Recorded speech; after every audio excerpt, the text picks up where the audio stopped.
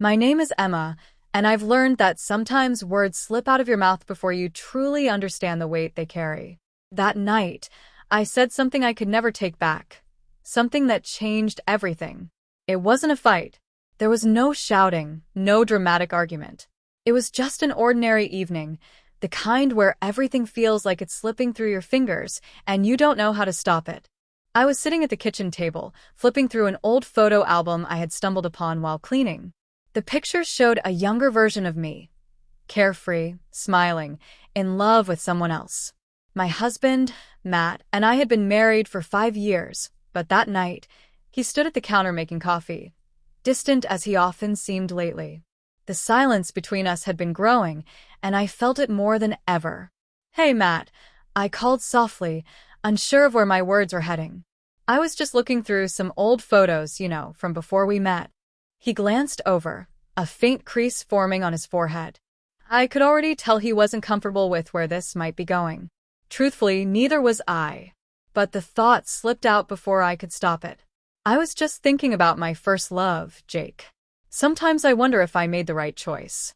Maybe I should have stayed with him. The words hung in the air, heavy and sharp, cutting through the quiet like a blade. Matt froze, the coffee pot in his hand, unmoving. His face drained of color. "What do you mean by that?" he asked, his voice tight and unreadable. Hurt, anger, confusion, or maybe all three. I regretted it instantly, but it was too late. I hadn't meant it like that. It wasn't really about Jake, not anymore. What I felt was deeper, a hollow emptiness, like I'd lost something I couldn't name. I just wanted to feel alive again, to feel something real. "I don't know, Matt." I tried to brush it off with a weak smile. "I just mean sometimes I wonder if things would have been different with him. If I'd stayed, would my life feel more fulfilling?" I saw his expression twist into pain and disbelief. "Are you seriously telling me this now?" His voice was low, but each word struck me like a hammer. I had cut him to the core.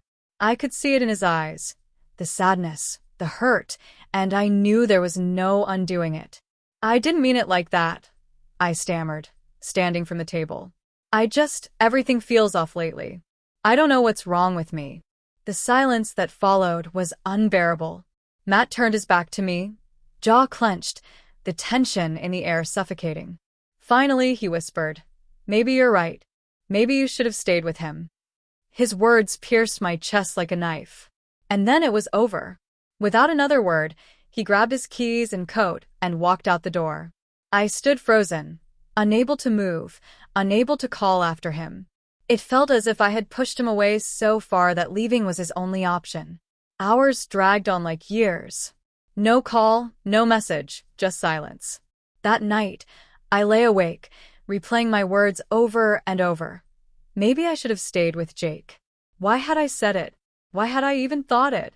The following days blurred into a haze of guilt. I called him, texted him, begged for a response. Nothing. The silence only grew louder. And then it hit me. I had taken my life with Matt for granted. It wasn't perfect, but it was ours. He had been my anchor, my stability, the love I had chosen. And I had shattered it all with one careless sentence. In my loneliness, I thought about Jake more than I had in years. But the more I reflected, the clearer it became. Jake belonged to my past. Matt was my future, the one I had chosen for all the right reasons. By the time I realized this truth, it was too late. A week later, a message finally came. "I think it's best if we take some time apart. I need to figure things out. I don't think I can keep doing this." The weight of his words crushed me. The space I had created between us had grown into a canyon, impossible to cross. For months, I tried to reach him, tried to find a way back. But he remained distant. Apologies weren't enough. The trust, the bond, the love we once shared, it was broken. I had lost something precious. Not just Matt, but the very foundation of us. I thought about Jake, about what life might have been if I'd chosen differently. But deep down, I knew the truth. Marrying Matt had been the right choice. He was the man I was meant to spend my life with. And I had nearly destroyed it with one reckless moment of weakness. If you're reading this, I want you to remember, love is fragile.